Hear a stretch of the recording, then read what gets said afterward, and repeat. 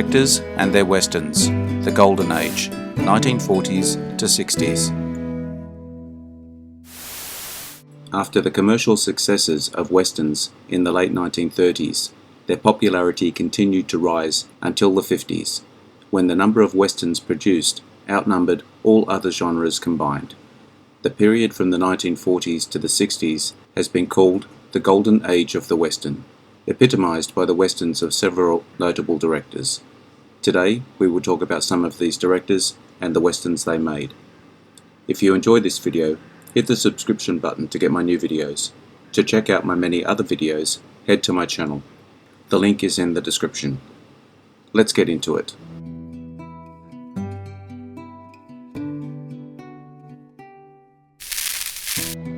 Robert Aldrich, Apache, 1954, Vera Cruz, 1954. Aldrich entered the film industry in 1941 when he got a job as a production clerk at RKO Radio Pictures. He soon worked his way up to script clerk, then became an assistant director, a production manager, and an associate producer. He began writing and directing for TV series in the early 1950s and directed his first feature, Big Leaguer, 1953.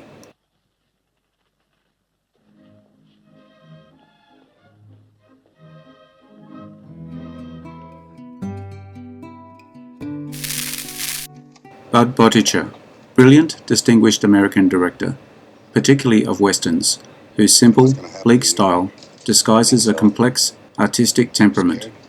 Botticher formed a partnership with actor Randolph Scott, which led to a string of the most memorable western films of the 1950s, including Seven Men from Now, 1956, and The Tall T, 1957.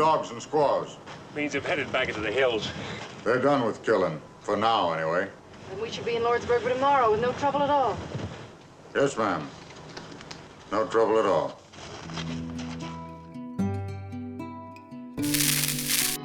Delma Daves, Broken Arrow, 1950, The Last Wagon, 1956, 3:10 to Yuma, 1957.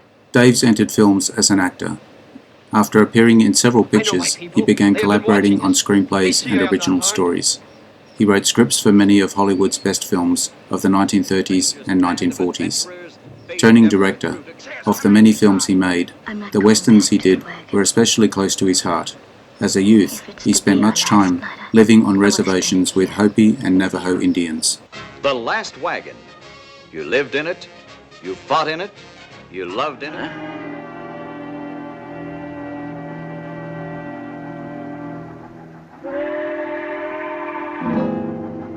Well, right on time. I won't have to wait. There's still time to get out of this, Dan. There's still time. John Ford, Stagecoach, 1939, My Darling Clementine, 1946, The Searchers, 1956, The Man Who Shot Liberty Valance, 1962. John Ford is arguably the greatest American director. When Orson Welles, who repeatedly screened Ford's Stagecoach as a crash course in filmmaking before helming his first film, Citizen Kane, 1941, was asked who his three favourite directors were, he answered, John Ford, and John Ford.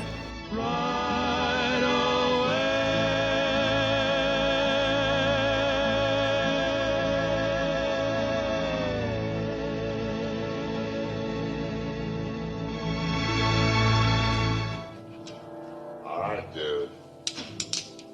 This time, right between the eyes.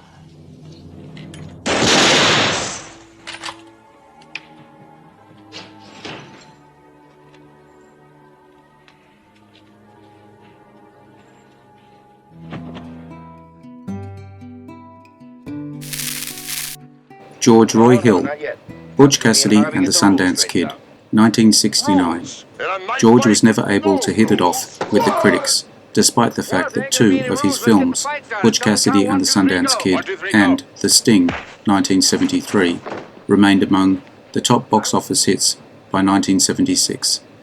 His work was frequently derided as impersonal or lacking in stylistic trademarks, referred to as idiosyncratic, odious oiliness. Hill himself shunned the limelight, avoiding appearances on chat shows and often kept the press off his sets. Is that what you call running? If I knew you were gonna stroll.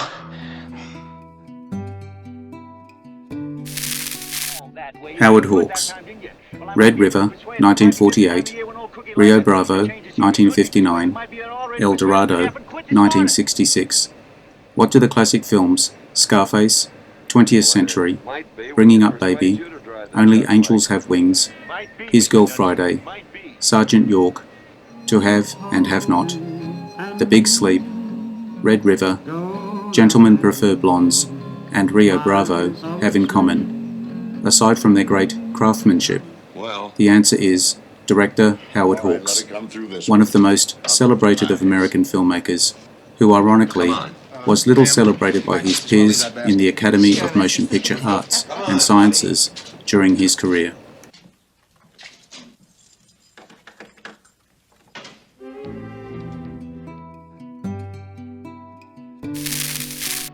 Henry King, The Gunfighter, 1950, The Bravados, 1958. For more than 3 decades, Henry King was the most versatile and reliable, not to mention hard-working, contract director on the 20th Century Fox lot. His tenure lasted from 1930 to 1961, spanning most of Hollywood's golden era. I'm here. King was renowned as a specialist in literature adaptations and for his nostalgic depictions of rural or small-town America. Much of his work was characterized by an uncomplicated approach and a vivid visual style, rather than cinematic tricks or technical individuality. For all of you, it'll be daybreak. But for these 4 men, it'll be the midnight of their lives.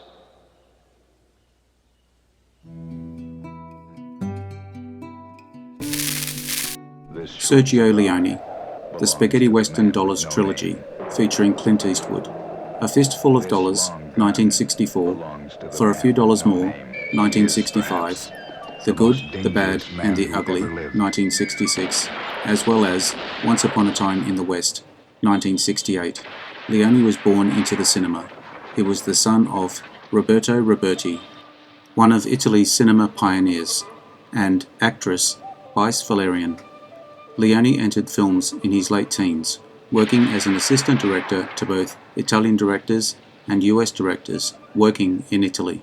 He started writing screenplays and began directing after taking over The Last Days of Pompeii, 1959, in mid-shoot after its original director fell ill. His first solo feature, The Colossus of Rhodes, a routine Roman epic, but his second feature, A Fistful of Dollars, 1964, caused a revolution. It was the first spaghetti western and shot Clint Eastwood to stardom.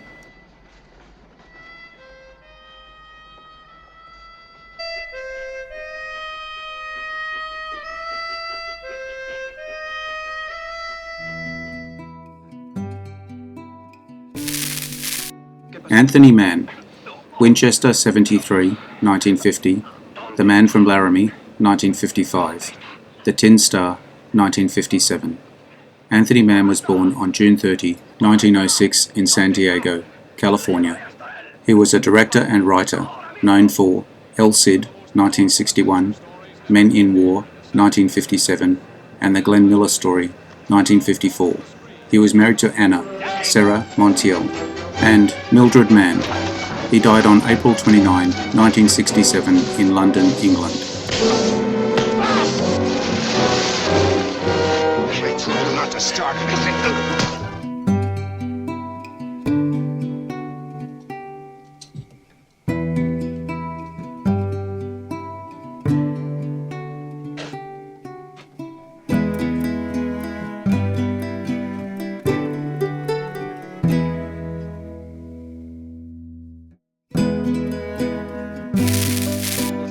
Sam Peckinpah, Ride the High Country, 1962, The Wild Bunch, 1969.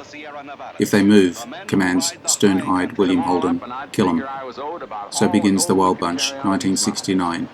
Sam Peckinpah's bloody, high body count eulogy to the mythologized Old West. pouring new wine into the bottle of the Western. Peckinpah explodes the bottle.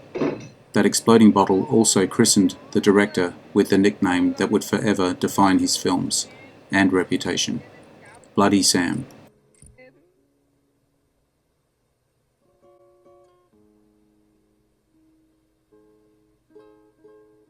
Let's go.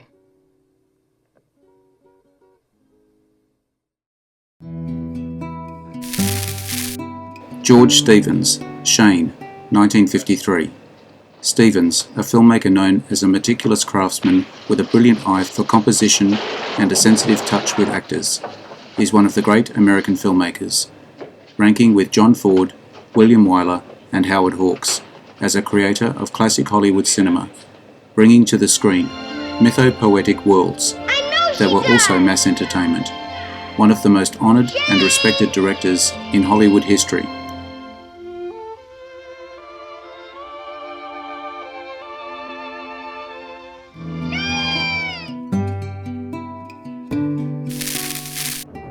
John Sturgis, Gunfight at the OK Corral, 1957, The Magnificent Seven, 1960. John Sturgis was a film director, mostly remembered for his outstanding Western films. In 1992, Sturgis was awarded a Golden Boot Award for his lifelong contribution to the Western genre. Sturgis' first Western was The Walking Hills, 1949, which used film noir tropes in a new setting. The film involves treasure hunters searching for a lost wagon train carrying gold bars, but many of the characters are hiding secrets, and there is a manhunt for a wanted fugitive in the area. You hear that, Sotero? You hear what he said? Ride on. To me. Jacques Tono, Canyon Passage, 1946, Wichita, 1955. Tono went to Hollywood with his father, director Maurice Tono, around 1913.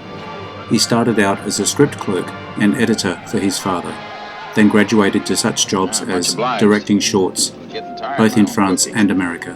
He was hired to run the second unit for David O. Selznick's A Tale of Two Cities, 1935, where he first met Val Lewton. In 1942, when Lewton was named to head the new horror unit at RKO, he asked Tono to be his first director. The result was the highly artistic and commercially successful Cat People, 1942. Tono went on to direct masterpieces in many different genres, all showing a great command of mood and atmosphere.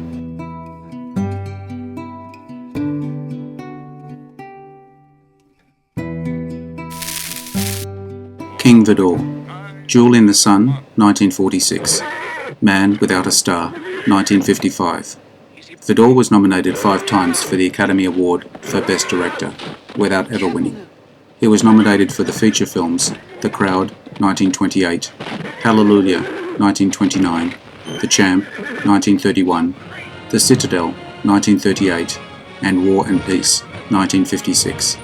He won an Academy Honorary Award in 1979. Part of his modern fame rests on an uncredited part as an assistant director. Vidor directed the scenes set in Kansas for the novel adaptation The Wizard of Oz, 1939.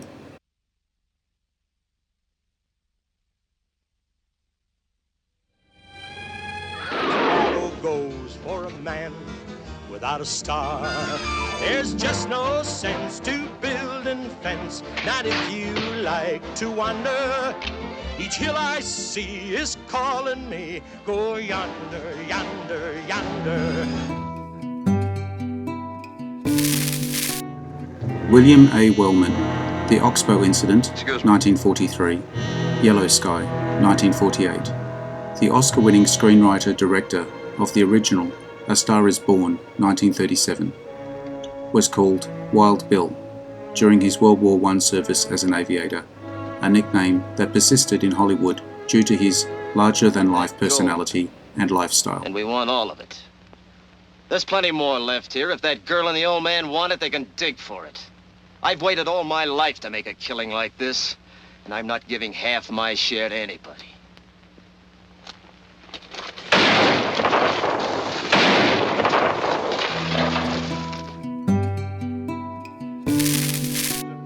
William Wyler, The Westerner, 1940, The Big Country, 1958.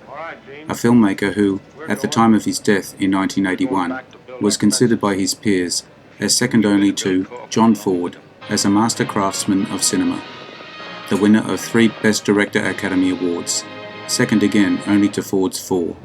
Wyler's reputation has unfairly suffered as the lack of an obvious signature in his diverse body of work denies him the honorific auteur that has become a standard measure of greatness in the post-Cahiers de Cinema critical community.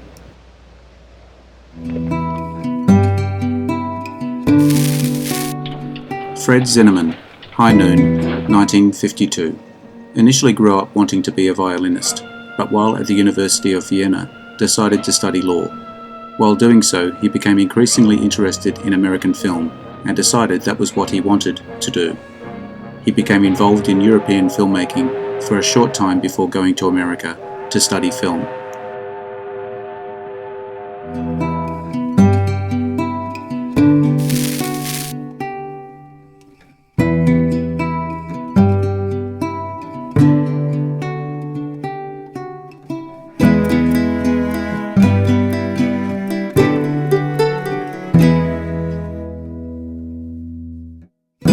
If you liked this video, make sure you hit the subscription button so you will see all my new videos as they come up. Take a look at my channel to see my many other videos. The link is in the description. Leave me a comment. Check out my Facebook page as well. I appreciate your likes and subscribers. I am Wrangler. Adios. See you again soon.